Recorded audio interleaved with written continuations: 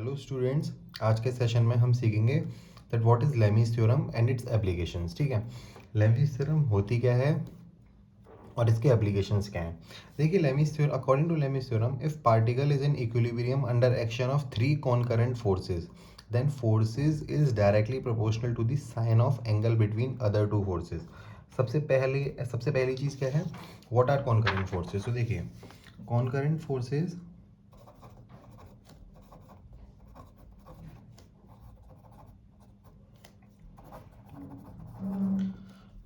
कॉनकरेंट forces are those forces which are acting on same point. जैसे कि ये मेरे पास कोई पॉइंट है, इस पॉइंट पे ये फोर्स F1 भी एक्ट कर रहा है, इस पॉइंट पे एक फोर्स F2 भी एक्ट कर रहा है और इस पॉइंट पे एक फोर्स F3 भी एक्ट कर रहा है। ये तीनों कॉनकरेंट फोर्सेज हैं। क्यों? क्योंकि इनका क्योंकि ये जिस पॉइंट पे एक्ट कर रहे हैं वो पॉइंट सेम है। These are called concurrent forces. What if, अच्छा एक और होता है concurrent equilibrium. What is concurrent equilibrium? जब भी एक पॉइंट पे एक कॉनकरेंट फोर्स राइट साइड में इक्वल मैग्नीट्यूड का ही लेफ्ट साइड में फोर्स अगर है F2 और F1 का magnitude is equals to F2 के बराबर है, तो ये दो फोर्सेस पॉइंट ए पे एक्ट तो कर रहे हैं, बट ये पॉइंट इक्विलिब्रियम में रहेगा। क्यों रहेगा? क्योंकि इस पे F नेट ज़ीरो है। This is called कॉनकरेंट equilibrium.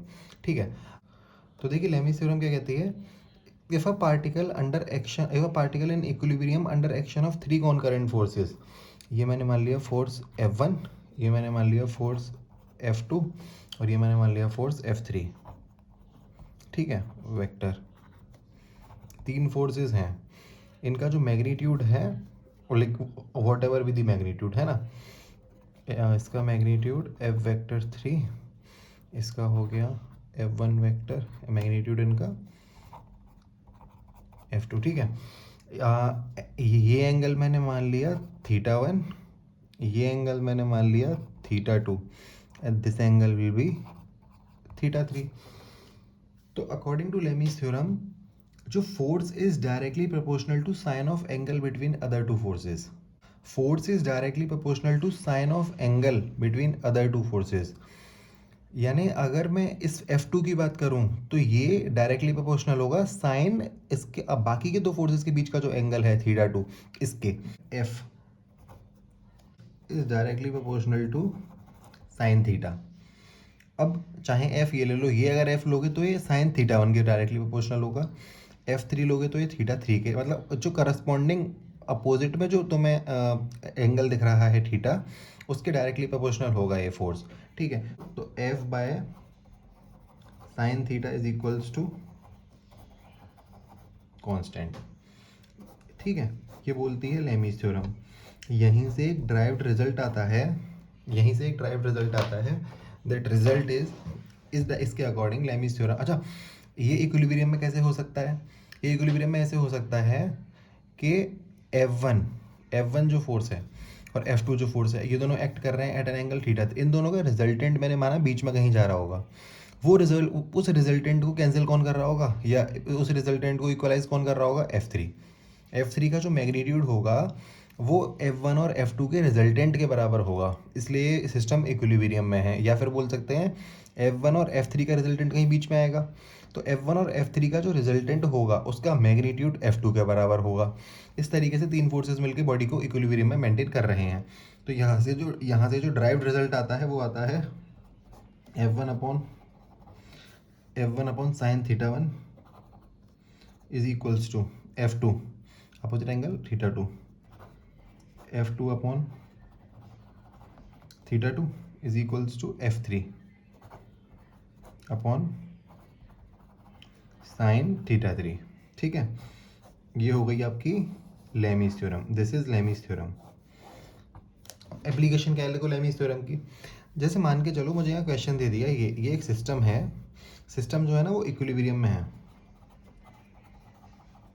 System equilibrium में है। हमें क्या निकालना है? हमें निकालनी है टेंशन की value T1 T2 and T3। T1 ये रही, T2 ये रही, T3 ये रही, हमें टेंशन की वैल्यू निकालनी है। अच्छा मुझे एक बात बताओ, देखिए इस क्वेश्चन को सॉल्व कैसे करेंगे। ये 60, ये ऑल्टरनेट एंगल 60 डिग्री हो जाएगा। ये 60, अच्छा ये पूरा एंगल 90 है, तो ये अगर 60 है तो ये कितना हो गया 30 डिग्री।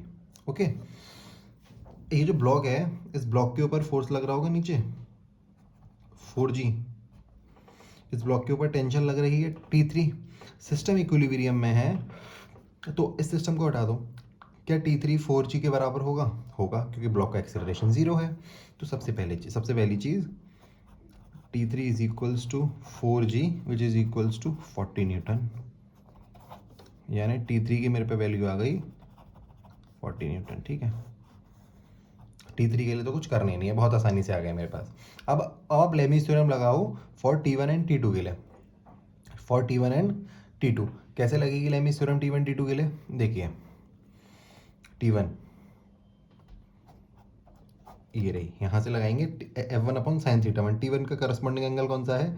T1 अपॉन ये रहा साइन 90 डिग्री है। ठीक है, ये रहा एक, तो ये रहा 90 डिग्री है ना, ये sign 90 is equals to T2 का करस्पॉन्डिंग एंगल कौन सा है?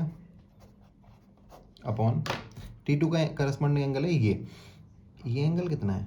ये एंगल देखो, ये तो है 60 डिग्री और ये है 90 डिग्री। दिस इज 60 डिग्री, ये ऑल्टरनेट एंगल से 60 डिग्री आया था ना ये यहाँ तक, तो दिस इज 60 डिग्री प्लस ये हो गया 90 डिग्री, तो 60 प्लस 90 कितना हो गया 150 डिग्री, तो ये हो गया sign 150 degree. Okay, then T3 का है, T3 ये रहा, T3 का करस्पॉन्डिंग एंगल ये रहा, ये अब T3 का करस्पॉन्डिंग एंगल है ये वाला। अब मुझे बात बताओ, ये तो है 90, ये प्लस 30 कितना हो गया 120 डिग्री, 120 डिग्री। ठीक है, इनको आप अगर अच्छा साइन 90 हो जाता है 1, तो T1 ये सिर्फ T1 रह गया is equals to T2। Sign 150 को अगर आप कन्वर्ट करोगे तो ये रह जाएगा cos 60, T2 by cos 60 degree is equals to T3 upon sine 120। Sine 120 को हम क्या लिख सकते हैं? T3 by cos 30 degree. ठीक है, ये आ गया। अब आपको क्या चाहिए? आपने T3 तो निकाल लिया, आपको T1 और T2 चाहिए, आपको T1 और T2 चाहिए। पहले मैं इन दोनों को इक्वेट कर दूंगा। क्या T1 की वैल्यू T3 बाय कॉस 30 के बराबर है? क्या T3 की वैल्यू 40 है? क्या कॉस 30 की वैल्यू √3/2 होती है? तो यहाँ से T1 कितना आ गया 80/√3, T1 आ गया। इसी तरह से T2 निकालो, T2 ये रहा, T2 क्या है?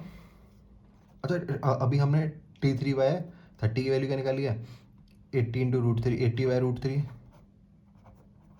Into T1 into cos 60। ठीक है, तो T2 की वैल्यू कितनी होगी? कॉस 60 कितना हो गया 1/2, तो 80/√3 इंटू 1/2, तो ये आ गया 40/√3 न्यूटन, ये भी न्यूटन। ठीक है, कैसे किया?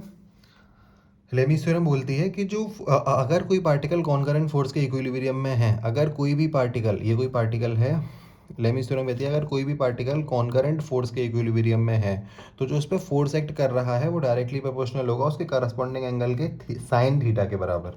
Force is directly proportional to sine theta. इसको नीचे ले आए, ये और ठीक है, प्रोपोर्शनलिटी का साइन हटाया, सामने कोई कॉन्स्टेंट आ गया, ये जो रेशियो होगा F/sin theta, this will be constant, ये रेशियो कांस्टेंट रहेगा। ठीक है, इसी रेशियो से हमारे पास एक ड्राइव्ड रिजल्ट आता है F1/sin theta one. Sine theta one क्यों लिखा? क्योंकि F1 फोर्स ये रहा, इसका करस्पॉन्डिंग एंगल है थीटा वन। ठीक है, F2/sin थीटा टू, F2 ये रहा corresponding angle opposite theta two, F3 ये रहा करस्पॉन्डिंग एंगल अपोजिट इसका ये रहा थीटा थ्री। ठीक है, ये हो गई लेमीज थ्योरम। अब आपके पास क्वेश्चन क्या था? क्वेश्चन ये था कि सिस्टम इक्विलिब्रियम में है, आप T1 T2 T3 निकालिए। ये जो T3 था ये ऑलरेडी 4G के बराबर था, T3 ऑलरेडी 4G के बराबर था, तो T3 is equals to 4G। क्योंकि सिस्टम इक्विलिब्रियम में है, इसको आप ऐसे हाइड करके देखो तो ये T3 4G के बराबर है, ये आ गया 40 न्यूटन। आपने लेमीज थ्योरम लगाई आपने, तो लेमीज थ्योरम की इक्वेशन आपकी यही है।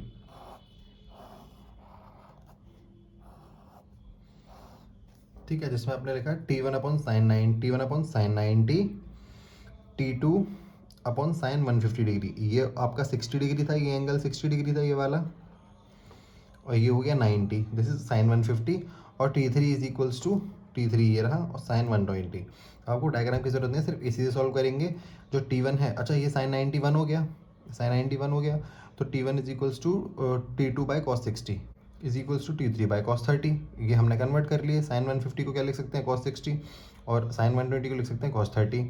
अब यहाँ से मैंने निकाली सबसे पहले T1 की वैल्यू। T1 की वैल्यू कैसे निकाली, T1 इसको हटा दिया, इन दोनों को इक्वेट कर दिया। T1 is equals to T3 by cos 60। T3 की वैल्यू मेरे पास ऑलरेडी थी 40 न्यूटन, कॉस 60 की वैल्यू डाली √3/2, तो ये हो गया 80/√3। ठीक है, इसी तरीके से मैंने T2 निकाला। T2 को जब मैंने निकाला तो इन दोनों को इक्वेट कर दिया, इसकी वैल्यू मैं ऑलरेडी निकाल चुका हूँ 80/30 न्यूटन। इसको इधर लेके जाओगे तो मल्टीप्लाई हो जाएगा कॉस 60 से, तो 80/√2, 80/√3, यहाँ पे 3 है सॉरी, 80/√3 इंटू 1/2, तो ये हो गया 40/√3 आंसर। ठीक है।